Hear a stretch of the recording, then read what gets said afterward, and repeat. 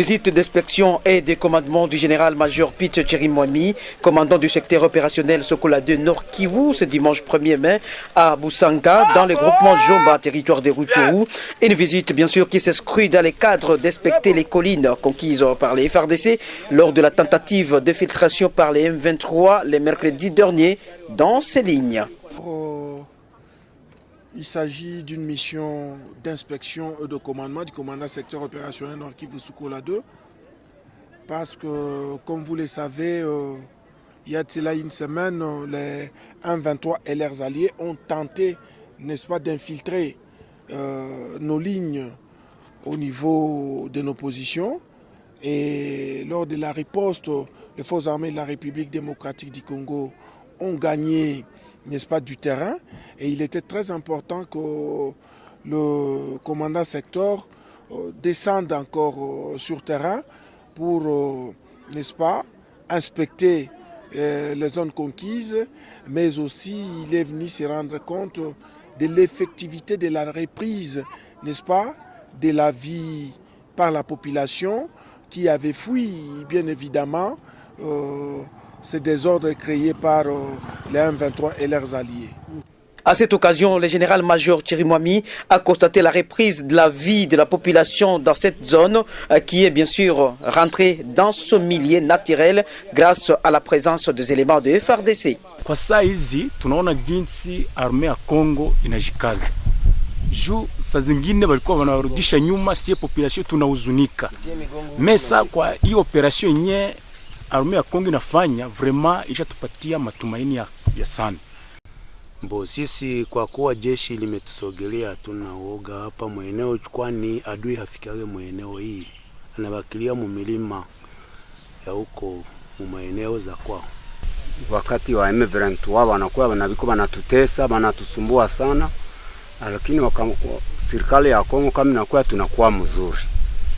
Signalons que partout où il est passé, les commandants des opérations Sokola 2 a insisté sur la vigilance et le respect strict des droits internationaux humanitaires et les règles d'engagement. Rassurez-vous que la République démocratique du Congo ne peut être gérée que par des Congolais nés de père et de mère. C'était ça l'objectif de l'indépendance. Les pays étaient bien gérés avant l'indépendance. Mais si nous avons acquis l'indépendance, c'était simplement que les pays soient gérés par des Congolais nés de père et de mère. Ce n'est pas après 62 ans que nous allons revenir en arrière. Non, pas question. Il ne faut pas confondre la loi sur la nationalité et la loi d'accès aux fonctions politiques. La loi électorale, c'est la loi d'accès aux fonctions politiques. Lorsque G13 parle de poursuivre notre démarche sur la révision constitutionnelle, ça c'est la deuxième partie de la loi que vous appelez congolité. La deuxième partie parle de l'irrévocabilité de la nationalité congolaise. C'est là où il faut maintenant aller réviser la constitution. Mais sinon, la fonction président de la République ne relève pas de la constitution. La loi électorale, c'est la loi d'accès aux fonctions politiques. Bon, vous comprenez que, vous savez, à l'école, il y a un seul enseignant, mais un est le premier et un autre est dernier. C'est un problème de l'entendement. Le président de la République l'a si bien souligné. Nous devons faire de lois qui tiennent compte de nos réalités à nous. Vous savez, nous sommes un pays aux dimensions continentales. Il faut tenir compte des réalités politiques, des réalités économiques, des réalités sociologiques et des réalités historiques aussi, pour que nous puissions faire de lois qui vont réellement nous servir. Et comme je l'ai dit, pour que nous puissions tenir des élections qui, à chaque fois qu'elles sont tenues, elles nous ramènent la paix, afin de consolider notre jeune démocratie. J'ai attendu les réponses de nos collègues, mais je peux vous dire que j'ai craint pour l'avenir de mon pays. Parce que dans ces pays, prétendre et dire que non, nous allons créer des gros assemblées aujourd'hui, encore faudra-t-il souligner que regardez même dans les assemblées qui se forment, ce n'est pas autour de l'idéologie, ce n'est pas autour de la philosophie politique. Vous trouverez les socialistes qui se retrouvent avec les libéraux, ainsi de suite. C'est pour vous dire que ce n'est pas autour des idéologies politiques. Et donc, nous devons faire une loi simple, une loi efficiente, une loi qui tiendra compte de nos réalités à nous. Un mode de scrutin, nous sommes un pays post-conflit, j'insiste, un mode de scrutin qui tient compte de cette dimension sociologique. Vous savez, il ne faudrait pas vouloir régler dans la loi ce qui peut être réglé à travers l'autorité de l'État, à travers l'application de lois que nous avons.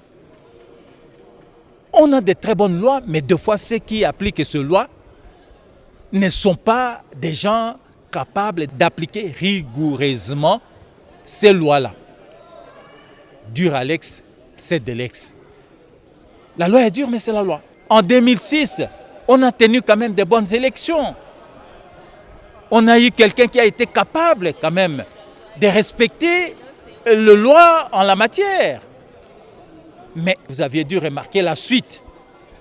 Alors, malheureusement dans notre pays, même ceux qui n'ont pas été à la hauteur prétendent donner des leçons. Et dans d'autres cieux, lorsque vous aviez démontré que vous n'êtes pas en mesure de respecter les lois de la République, vous n'aviez pas été capable de faire ce que dit la loi, vous ne pouvez pas vous permettre de donner des leçons. Parce que qui donne la leçon doit l'exemple, dit-on. Merci. Le premier sujet de satisfaction aujourd'hui, c'est de voir qu'on chemine également vers la recherche de ce consensus entre groupes politiques au sein de l'Assemblée nationale. Les questions sont aujourd'hui nettement cristallisées. Nous savons les préoccupations des uns des autres et on sait aussi le lieu où les avancées peuvent être faites.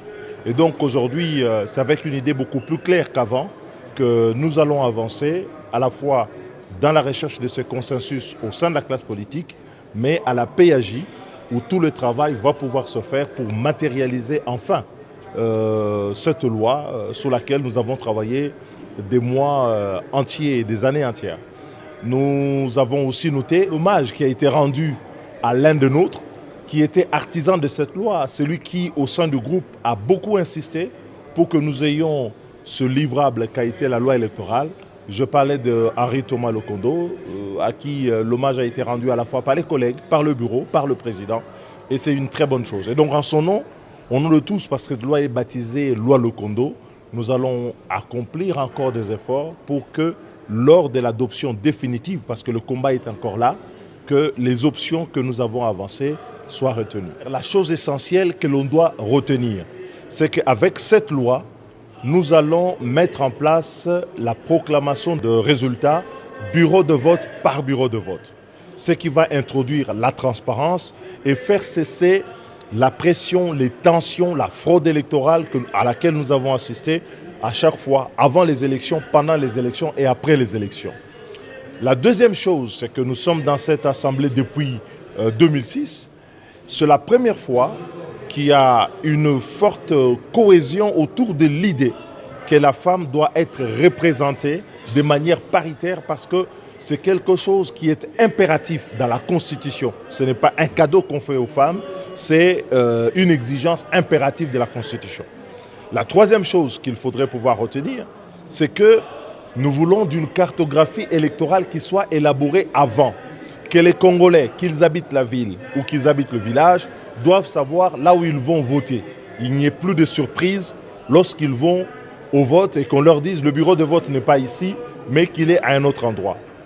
La quatrième chose que l'on devrait retenir et qui est essentielle pour notre peuple, c'est que nous voulons que le vote qui va se passer en 2023 dans les délais constitutionnels soit un vote qui soit mi-électronique, mi-manuel. Ça veut dire quoi? On va utiliser les machines à voter, mais les règles d'utilisation de la machine à voter vont être fixées dans la loi. Les machines devront être géolocalisées pour éviter qu'on ait, c'est à quoi on a assisté, des machines qui se baladaient dans les maisons des gens et dont on ne savait pas quoi en faire. Il n'y a plus cette histoire de monopole. Dans le système actuel, quand on publie les résultats, vous votez aujourd'hui, on vous dit allez vous reposer pendant 2 semaines, vous revenez 3 semaines après et le président de la CENI donne les résultats. Et ces résultats sont toujours contestés. Ce que nous voulons désormais, c'est ce qui se passe dans tous les pays. Quand l'élection est terminée, au niveau du bureau de vote, au lieu de faire simplement l'affichage, on publie. Et ces résultats est partiel parce qu'ils ne comportent pas les résultats de tous les bureaux. Et donc comme ça, tout le monde pourra avoir connaissance de ce résultat qui sera transmis, télétransmis au Centre national de publication et on pourra ainsi savoir comment est-ce que la victoire d'un candidat ou d'un camp est construite.